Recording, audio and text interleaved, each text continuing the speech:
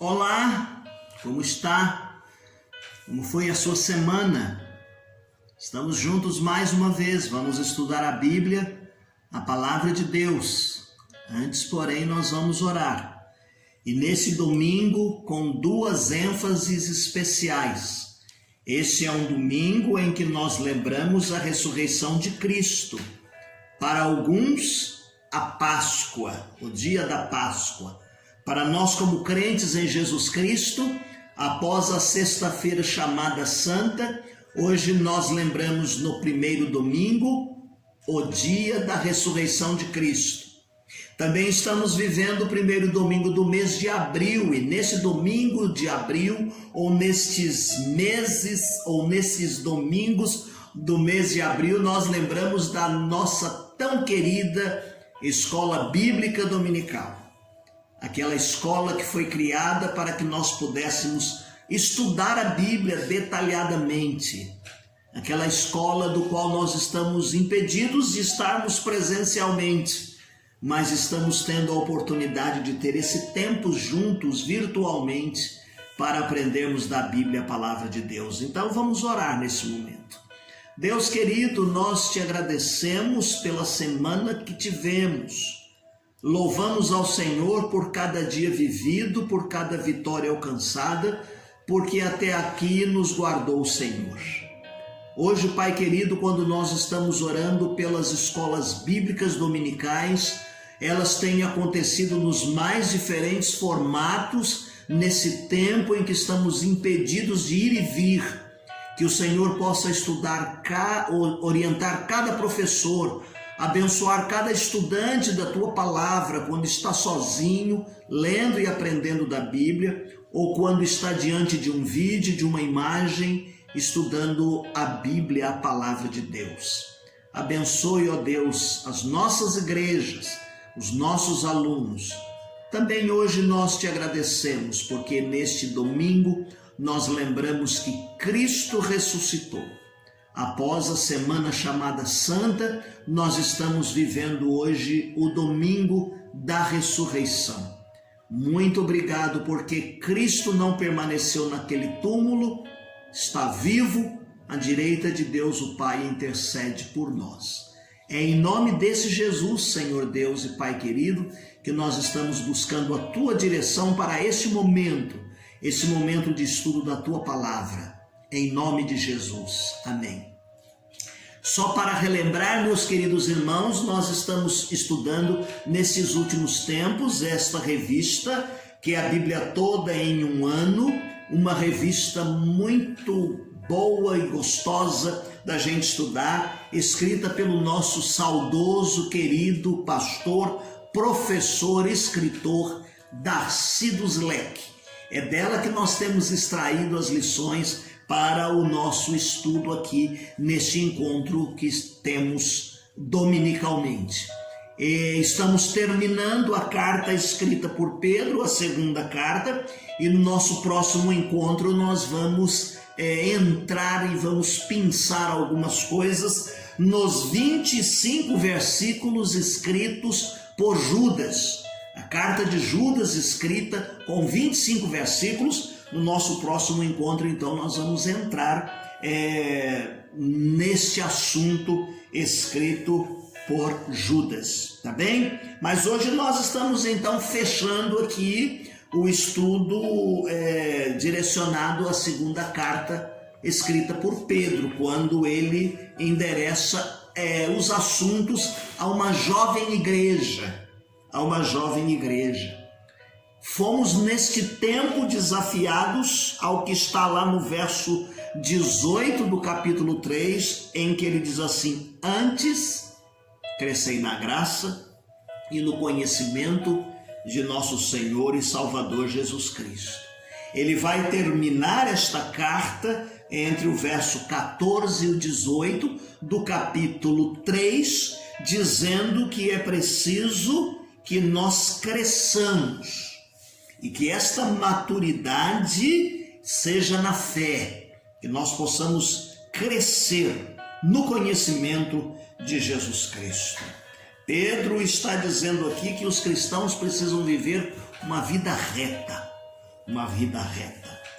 Nesse tempo, meus queridos, quando estamos vivendo tantas adversidades, tantas notícias, lockdown, quando estamos sendo impedidos de pegar uma condução, quando não temos ônibus rodando na nossa cidade, no nosso município, no nosso estado, nós estamos confinados praticamente, com dificuldade, temos que apelar à fé, apelar à esperança. É o momento de nós crescermos na graça e no conhecimento de nosso Senhor e Salvador Jesus Cristo. É uma palavra para os salvos, salvos pela fé no Senhor Jesus.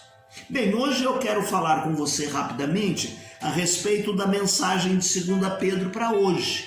Sempre no finalzinho das nossas cartas, nós fazemos esta aplicação à nossa atualidade, à igreja de hoje, ao viver diário. E nesse primeiro momento há uma afirmação aqui do nosso autor dizendo assim: precisamos usar a provisão de Deus para a vida cristã. Usar a provisão de Deus para a vida cristã. Nesses últimos dias, quando alguns estabelecimentos foram fechados, as pessoas correram para o mercado, porque queriam estocar alimento. E aí o presidente dos mercadistas disse: não é preciso, porque não vai faltar alimento, não vai faltar provisão para vocês comerem e viverem todos os dias. Aqui o nosso texto está dizendo que nós precisamos usar a provisão de Deus. Deus disponibiliza, Deus coloca à disposição. E muitas vezes as pessoas vivem uma vida pequena, uma vida tacanha, uma vida mesquinha, porque não se apropriam daquilo que Deus fez para ele, daquilo que Deus disponibiliza para a sua vida. A nossa parte é usar os recursos, porque Deus já proveu. Deus já proveu.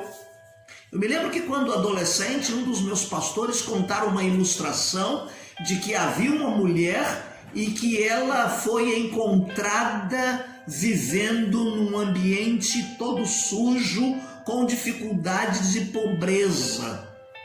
E aquela mulher que tinha posses passou a viver de maneira a ter medo de perder as suas posses. E quem a via dava a impressão de ser uma mendiga andando pela rua e no meio dos outros, tal era a sua roupa e a sua maneira de viver.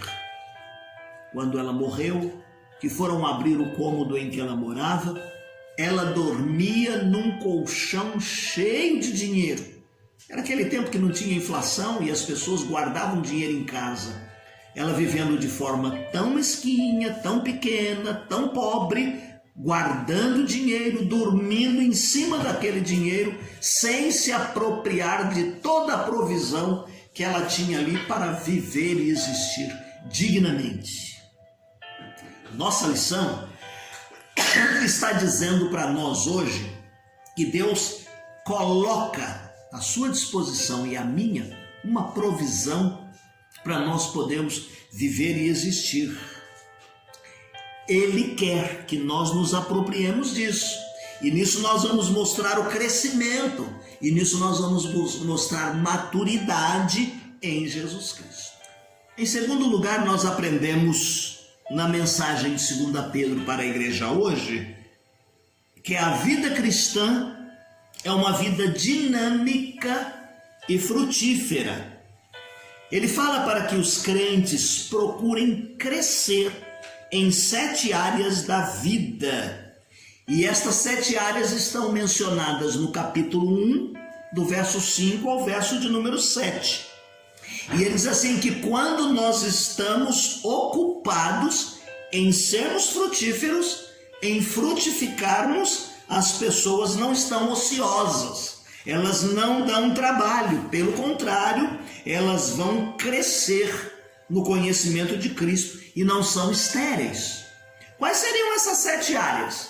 Ele fala sobre o crescimento da fé, ele fala sobre a virtude, ele fala sobre o crescimento no aprendizado, na ciência. Ele diz que é preciso crescer e viver temperança, paciência, piedade, amor fraternal, caridade, caridade, ajudar as pessoas, cuidar das outras pessoas, porque quando nós nos envolvemos com as outras pessoas, nós esquecemos de nós mesmos, deixamos os nossos problemas de lado e vamos ver que existem problemas maiores do que o nosso. E então nós vamos viver uma vida de crescimento, de frutificar e não de ociosidade. Então siga essa orientação também. Em terceiro lugar, ele vai nos dizer nesta mensagem para a igreja hoje que as promessas de Deus continuam valendo. Eu me lembro de um texto lá em Números capítulo 23, o verso de número 19, que diz assim: Deus não é homem para mentir. Porventura ele diria e não faria? Ou falaria e não confirmaria? Veja que naquele tempo as pessoas estavam dizendo que Jesus não ia voltar. Cadê a promessa da volta de Cristo que vocês estão pregando tanto aí? E muitos estavam fraquejando e tendo dificuldades, indo na conversa daqueles que vinham ridicularizar a igreja e o povo de Deus. Era uma igreja pequena, era uma igreja humilde, era uma igreja em crescimento numérico. Ora, quando eu me lembro aqui, o nosso autor diz que a gente tem que viver as promessas de Deus, elas continuam valendo. É preciso que a gente olhe que Jesus não voltou ainda, e nós pontuamos isso, para que haja tempo, para que muito mais pessoas se convertam. A promessa da volta de Cristo não foi cancelada. Então vá à provisão do amor de Deus, para que muitas outras pessoas possam ouvir e possam ser salvas. Em quarto lugar, ele está dizendo que é preciso que a igreja hoje vigie e tome cuidado com ensinos falsos, porque muitos são introduzidos na igreja. Olha só o que aconteceu esta semana passada. Havia aí um vídeo rodando e muitas pessoas publicando esse vídeo de um pastor que se levantou com uma profecia, dizendo que o dia 30 de março, a noite do dia 30 de março, seria uma noite tal qual aquela lá no Egito, em que a morte passou matando muitas pessoas, e que os crentes não deveriam sair de casa, porque a morte, a noite negra ia acontecer. E esse vídeo virilizou. Quantas pessoas na igreja com medo e quantos passaram de um para o outro?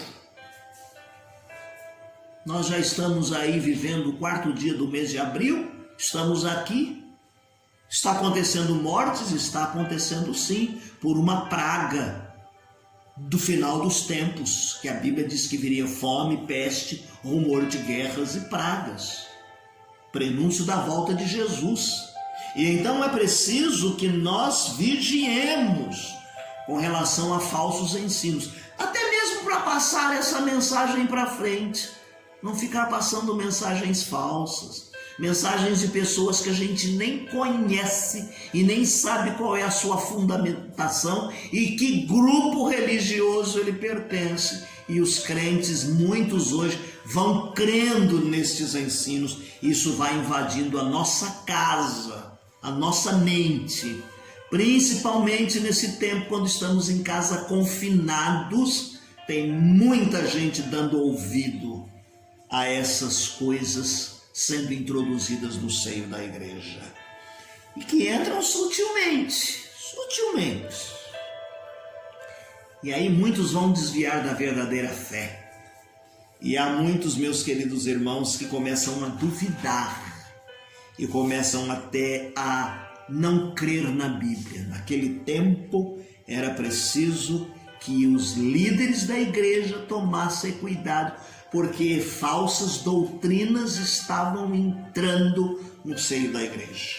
Em quinto e último lugar, ele vai dizer que a mensagem de 2 Pedro para nós hoje, a única forma de nós identificarmos e combatermos os falsos ensinos e os falsos mestres é pela fidelidade à palavra de Deus. A palavra de Deus.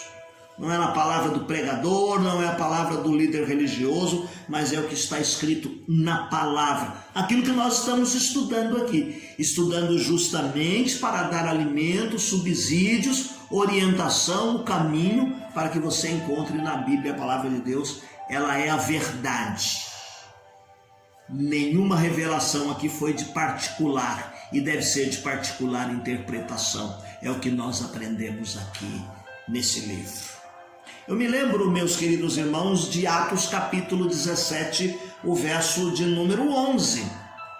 A Bíblia diz que os bereanos foram mais nobres do que os de Tessalônica. Quando os discípulos entraram na sinagoga para pregar e muitos deles não quiseram dar ouvidos, os nobres, os ricos da cidade foram ouvir e muitos deles creram.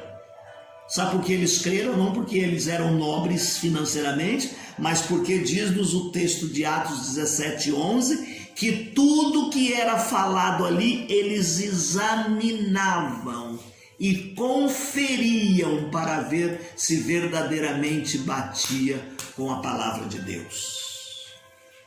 Você assiste um filme que diz que é filme bíblico, uma série bíblica, uma novela bíblica, faça com a Bíblia a palavra de Deus na mão. Você ouviu um pregador falando alguma coisa? Confira com a Bíblia. Lá no tempo dos profetas, daqueles que anunciavam no passado, ele dizia assim: assim diz o Senhor. E se aquilo não era comprovado, Deus não havia dito. E aquele era um líder mentiroso.